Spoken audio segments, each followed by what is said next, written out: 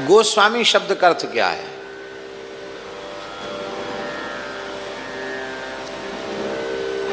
गो शब्द के अनेक अर्थ हैं,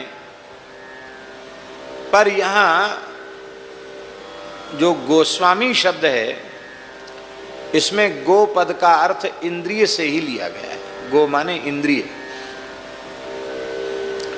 इंद्रियां कितनी हैं? 10 तो प्रसिद्ध है ही हैं। पंच ज्ञानेन्द्रिय, पंच कर्मेंद्रिय और 4 अंतरिंद्रिय भी हैं। पंच ज्ञानेन्द्रिय, पंच कर्मेंद्रिय 10 और 4 अंतरिंद्रिय। अंतःकरण को भी इंद्रिय माना है, क्योंकि इंद्रिय माने करण, इंद्रिय माने करण। करण का अर्थ क्या है? व्याकरण के अनुसार क्रिया की सिद्धि में जो प्रकृष्ट उपकारक है उसे करण कहते हैं। साधक तमम करणम। हम जो कुछ करते हैं उसकी सिद्धि में प्रकृष्ट उपकारक ज्ञानेन्द्रिय, कर्मेंद्रिय तथा अंतरिंद्रिय हैं, क्योंकि अंतरिंद्रिय से प्रेरित हुए बिना ज्ञानेन्द्रियां, कर्मेंद्रियां अपने विषय को ग्रहण करने में प्रवृत्त नहीं होती। इसलिए अंतःकरण भी इंद्रिय ही है, मन भी इंद्रिय है, बुद्धि भी इंद्रिय है, चित्त भी इंद्रिय है, अहम भी इंद्रिय है। ये सब प्रकृति है, ये सब इंद्रिय है। इन सबके अधीश्वर भगवान हैं, इन सबके स्वामी भगवान हैं, इसलिए भगवान का नाम है गोस्वामी। जो गोस्वामी शब्द का अर्थ है वही ऋषिकेश शब्द का अर्थ है। ऋषिक माने इंद्रिय और ऋषिकाणाम ईशा ऋषिकेशा। इंद्रिय समूह के जो ईश हैं, नियंता हैं, नियामक हैं, देहेंद्रियादि जिनके द्वारा नियाम्य हैं और जो इनके एकमात्र नियामक हैं। वैष्णव दर्शन में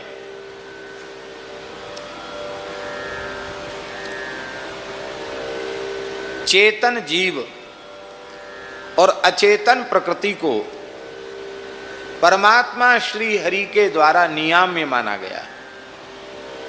भगवान श्रीमन नारायण नियामक हैं, भगवान श्री रामकृष्ण नियामक हैं और चेतन जीव और अचेतन प्रकृति उनके द्वारा नियाम्य है। ये स्वतंत्र नहीं है। हमारे यहाँ तो चेतन जीव और अचेतन प्रकृति, इन दोनों को परमात्मा का शरीर कहा गया। चिद चिद विशिष्ट परमात्मा है। चित माने चेतन जीव और अचित माने अचेतन प्रकृति, इनसे विशिष्ट ब्रह्म है। ये क्या है? बोले चेतन अचेतन दोनों भगवान के शरीर हैं और भगवान शरीरी हैं। जैसे देहगत दोष आत्मा में व्याप्त नहीं होते हैं, शरीर के कोई दोष आत्मा में व्याप्त नहीं होते हैं। शरीर पैदा होता है, आत्मा तो पैदा होती नहीं। शरीर मरता है, आत्मा तो मरती नहीं। शरीर की अवस्थाएं अलग अलग होती हैं। बालक है, पौगंड है, किशोर है, युवा है, वृद्ध है? ये सब जो है शरीर की अवस्थाएं, पर चेतन की कोई अवस्था नहीं है। तो निरंतर एक स्थिति में रहने वाला है। देह स्त्री है या पुरुष है, चेतन आत्मा केवल भगवान का अंश है। न वो स्त्री है, न पुरुष है, न पशु पक्षी कीट पतंग, कुछ भी नहीं है। वो केवल भगवान का है और केवल भगवान उसके हैं। यही शाश्वत संबंध है, यही सनातन संबंध है। तो जैसे शरीरगत दोष आत्मा में व्याप्त नहीं होते हैं, ऐसे ही जीवगत प्रकृतिगत दोष परमात्मा में व्याप्त नहीं होते हैं। अब चेतन अचेतन भगवान का शरीर है, इसका तात्पर्य क्या है? इसका तात्पर्य है कि चेतन जीव और अचेतन शरीर को भगवान का अंग बनकर रहना चाहिए। ध्यान में ही बात, शरीर शरीरी से अपृथक है ना।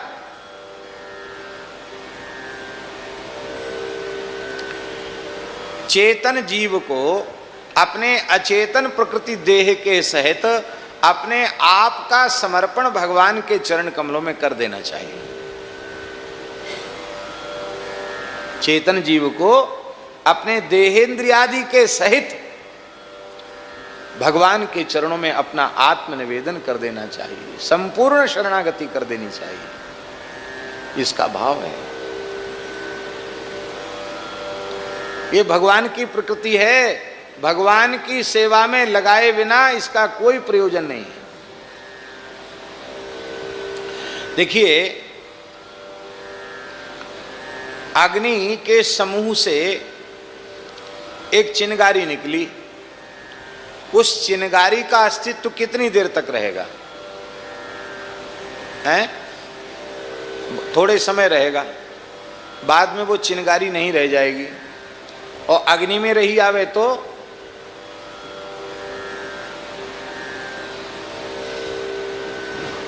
अग्नि से पृथक होने पर स्फुलिंग थोड़ी देर में राख हो जाएगा। भगवान से अलग होने पर सब गड़बड़ है। भगवान में ही रहो, भगवान में ही स्थित रहो। दुनिया की कोई ताकत हमको भगवान से अलग नहीं कर सकती। ऊपर नीचे दाएं बाएं सर्वत्र भगवान ही भगवान है। जैसे कपड़े में धागा ही धागा है, आड़ा तिरछा, ऐसे ही इस चेतनात्मक जो जगत है उसमें सर्वत्र परमात्मा श्री हरि ही विद्यमान है। उनसे अतिरिक्त कुछ भी नहीं है भगवान की सत्ता। तो ऋषिकेश माने संपूर्ण इंद्रियों के अधीश्वर। भक्ति कहते किसको हैं? भक्ति का स्वरूप क्या है? ऋषिकेण ऋषिकेश सेवनम भक्ति रुच्यते। इंद्रियों के द्वारा, इंद्रियों के अधीश्वर भगवान श्री हरि की सर्वविध आराधना उपासना, इसी का नाम है भक्ति।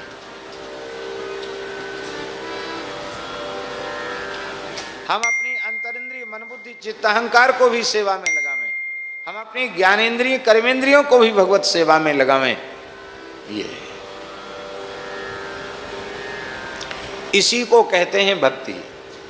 इसलिए अम्बरीश जी के चरित्र में, महाभागवत अम्बरीश जी के चरित्र में क्या कहा गया?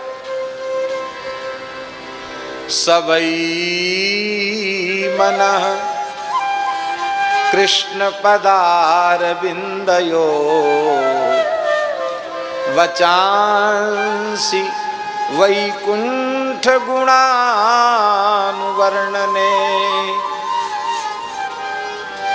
सवै मनः कृष्ण पदारविंदयो वचांसि वैकुंठ गुणानुवर्णने। करौ हरेर मंदिर मार्जनादिषु श्रुतिं चकाराच्युत सत्कथोदय। मुकुंदलिंगालय दर्शने दृशौ तद्भृत्य गात्रस्पर सिंह संगमम।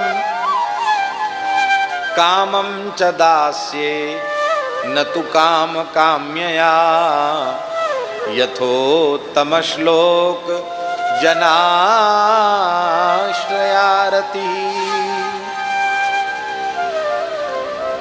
श्री अम्बरीश जी महाराज ने निश्चय पूर्वक अपने मन बुद्धि चित्त अहंकार को भगवान के चिंतन में लगा दिया, भगवान के चरणों में अपने अंतःकरण को समर्पित कर दिया।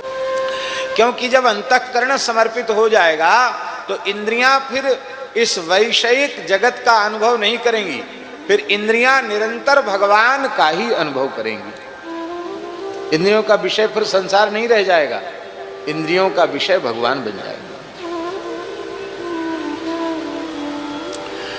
क्योंकि इंद्रिय की विषय में प्रवृत्ति और निवृत्ति में मूल कारण मन ही है।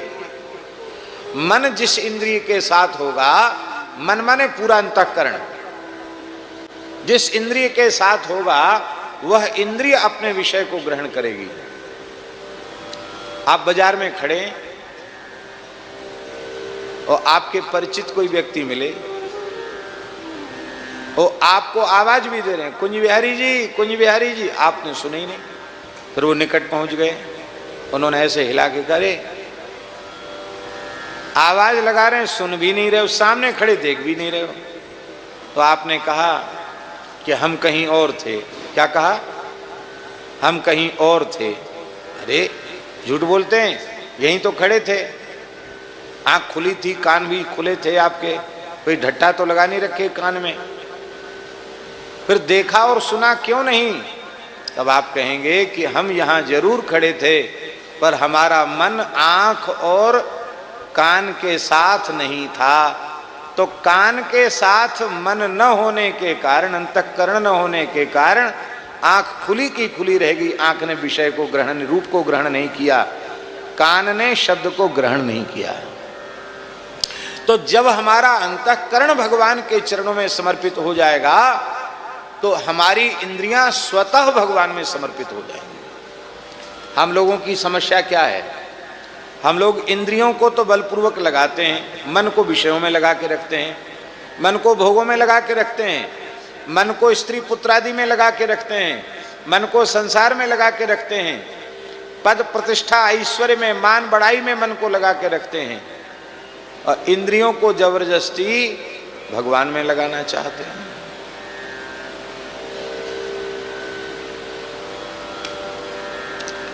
यही गड़बड़ है। घाव हो जाए यहां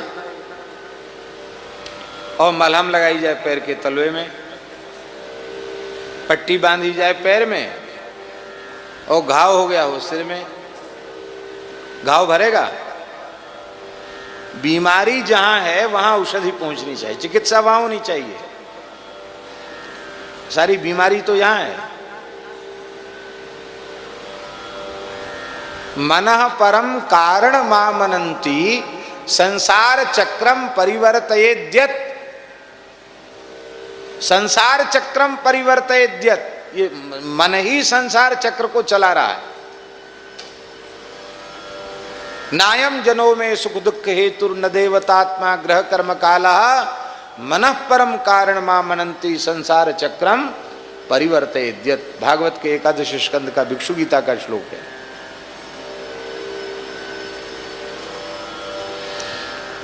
कोई सुख दुख का कारण नहीं, मन ही सब कुछ है।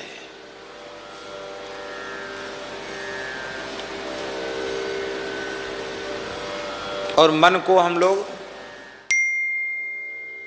जहां लगाना चाहिए वहां नहीं लगाते हैं, जहां नहीं लगाना चाहिए वहां मन को लगाते हैं। तो जहां मन रहेगा इंद्रियां वहीं तो जाएंगी। वो हठात बलात् उनको ले जाओ, घूम के वहीं आ जाएंगे।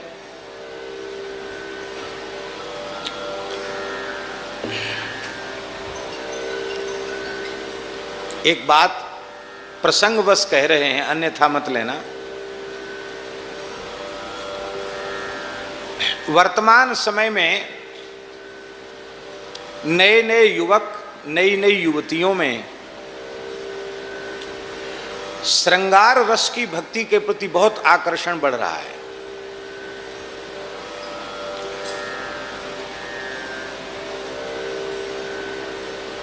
अच्छा है, किसी तरह से भगवान की भक्ति में लग तो रहे हैं, बहुत अच्छी बात है। पर मेरी बहुत विनम्र प्रार्थना है, जिनका अंतःकरण निर्विषय हो चुका है वे इसके अधिकारी हैं।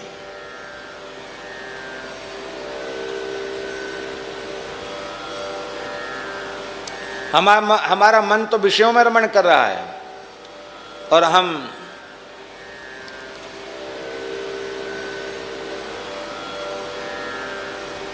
नित्य सिद्ध अनादि दिव्य दंपति के नित्य विहार की चर्चा कर रहे हैं। तो मन हमारा कहाँ है? तो उस विहार की चर्चा करने पर हमारा मन कहाँ पहुंचेगा?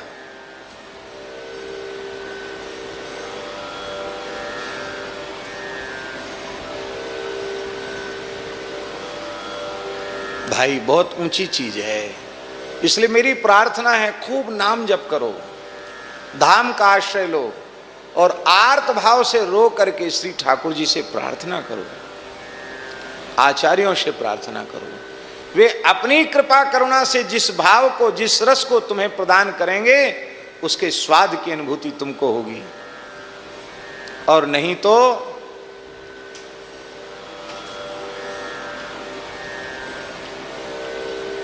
चर्चा करते हैं मधुर रस की और चिंतन करते हैं संसार के स्त्री पुरुषों के वैषयिक विकारों का, तो कहां से अंतःकरण की शुद्धि होगी? नाम जप करो, केवल नाम ही साधन, कुछ नहीं। एक ही साधन सब रिद्धि सिद्धि साधरे, भलो जो है पोछ जो है दाहिनो जो बामरे, राम नाम ही सो अंत सभी को कामरे, राम जपु राम जपु राम जपु बावरे, घोर भव नीर निधि नाम निज नावरे। नाम के बिना न तो शांत रस की भक्ति सिद्ध होगी, न नाम के बिना दास रस की भक्ति सिद्ध होगी, न नाम के बिना सख्य रस की भक्ति सिद्ध होगी, न नाम के बिना वात्सल्य भाव की सिद्धि होगी, न नाम के बिना माधुर्य रस की सिद्धि होगी। जिन रसिकाचार्यों ने इन दिव्य लीलाओं का अनुभव किया है, उन रसिकाचार्यों का एक निमिषार्ध के लिए भी चित्त संसार में नहीं जाता था।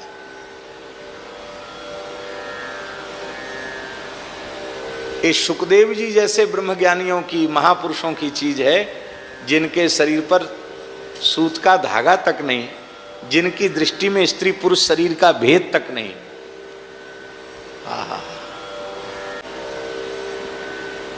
भजन तो करना ही नहीं, राम राम करना नहीं, बातें तो हम भी खूब लंबी चौड़ी कर रहे हैं। परम श्रद्धे श्री मोटे गणेश जी वाले महाराज जी कहते थे कि स्वामी जी, टल्ल मारने से काम नहीं चलेगा, जेब में कानी कौड़ी नहीं है, बातें करोड़ों की करते हो, धक्के खाओगे जी धक्के। ये उनके शब्द हैं। आपकी जेब में कौड़ी फूटी कौड़ी ना हो और करोड़पतियों के बीच में बैठकर आप करोड़ों अरबों की चर्चा करें, तो आपको कोई करोड़पति मान लेगा? क्या मानेंगे? दिमाग खराब हो गया है, धक्का देकर भगा दिया जाएगा वहां से बाहर। भले ही आप देखने में करोड़पति न लगते हो, लेकिन यदि ईमानदारी से करोड़पति हो तो बड़े बड़े करोड़पतियों में आपका स्वागत होगा। हमारी बात का असर समझे नहीं समझे? भजन की कानी कौड़ी हमारी जेब में नहीं है और बात हम करोड़ों की कर रहे हैं। आप लोगों के बीच में तो आप लोग भोले भाले हैं, आप कहेंगे बहुत अच्छी कथा है, बहुत बढ़िया प्रवचन है, बड़े अच्छे महात्मा हैं। पर हमारे जैसे व्यक्ति, विषयी जीव जब सिद्ध पुरुषों की सन्निधि में जाएंगे तो हमको धक्का देकर बाहर निकाल दिया जाएगा। हम उनके चरणों में बैठने लायक नहीं हैं। बनना चाहते हैं लायक? हाँ बोले बनना चाहते हैं। आहा, तो कल क्या कहा था हमने? अजहू जान जिय मानिहारी, हिय होय पलक महनी को, सुमिर सने सहित हित रामई मानु मतो तुलसी को, मान मतो तुलसी को। जो अनुराग न राम सनेसो, तो लयो लाह कहा नर देहि सो, तो लयो लाह कहा नर देहि सो।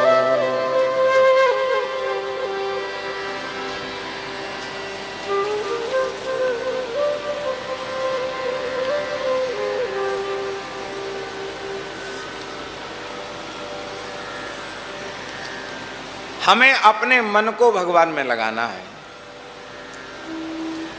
मन माने पूरे अंतःकरण को भगवान में लगाना है।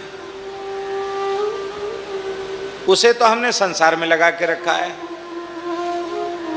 भोगों में लगा के रखा है, और इंद्रियों को भगवान में लगाना चाहते हैं। लगाओ, जरूर लगाओ, पर पहले मन को लगाओ। मन को लगाने से क्या होगा? आहा, संत श्री कबीरदास जी की वाणी, या विधि मन को लगावे, मन के लगाए प्रभु पावे।